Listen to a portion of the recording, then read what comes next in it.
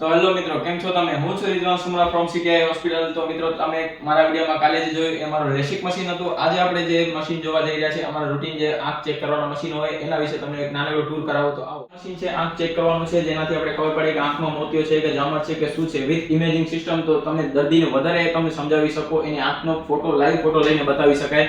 અને આ જે મશીન છે એ આંખના નંબર ચેક કરવાનું છે, ફૂલ ઓટોમેટિક. જે મશીન બતાવે આ રૂમ નંબર 1 છે, આ મેઇન ડોક્ટર ઓફિસ છે. હવે હું તમને જે બતાવવા જઈ રહ્યો છું એ નંબર સેકન્ડ નંબરમાં જાશું આપણે. ત્યાં કયા કયા મશીન છે એ બતાવવા આવી ગયા છે રૂમ નંબર 2 માં. તો અહીંયા કયા મશીન છે એ તમને હું બતાવું. તો આ જે છે સ્લિટ લેમ્પ છે વિથ ઇમેજિંગ સિસ્ટમ, જે મેં તમને પહેલા રૂમ નંબર 1 માં બતાવ્યું કે આંખનો ફોટો પાડીને દર્દીને સમજાવી શકાય છે કે તમને શું બીમારી છે. બરાબર. તો આ સ્લિટ લેમ્પ છે. અને આ જે મશીનો છે, આ નંબર 1 કેનન મશીન કહેવામાં આવે છે, કે આંખના નંબર તપાસવાનું મશીન. આ જે મશીન છે એ તમારે આંખનું પ્રેશર માપવાનું છે.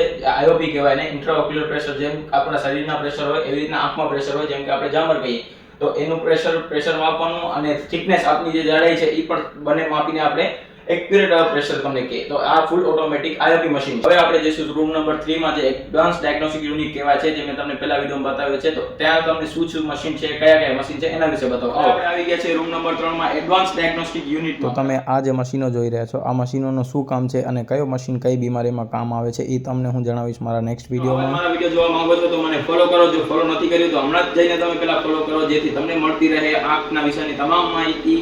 તો મિત્રો, મળીએ મારા નેક્સ્ટ વિડીયોમાં.